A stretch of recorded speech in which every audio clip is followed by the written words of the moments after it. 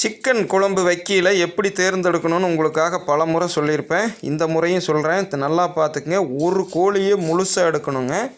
அதில் உள்ள கொழுப்புகள் உள்பட சரிங்களா, நம்ம சொல்கிற மாதிரி ஈரல், குண்டிக்காய்க எல்லாமே எலும்பு மஜ்ஜையோடு இருக்கிறது எல்லாமே உள்பட, தலையும் அந்த கால் விரலும் ரெக்கையும் கொஞ்சம் வெட்டுவாங்க இல்லைங்களா, அது போக முழுசாக எடுத்து தான் வைக்கணும். குறிப்பாக சிக்கன் சூப்பு வைத்தெடுத்து சளிக்கு நம்ம பயன்படுத்தல. அதிலிருந்து இந்த மாதிரி கொஞ்சம் நம்ம சில்லிக்கு வேணாலும் தனியாக போன்லெஸ் எடுத்துக்கலாமே ஒழிய, ஆனால் பார்த்திங்கன்னா நம்ம பயன்படுத்துகிறது முழுக்க ஒரு கோழி அப்படியே எடுக்கணுங்க.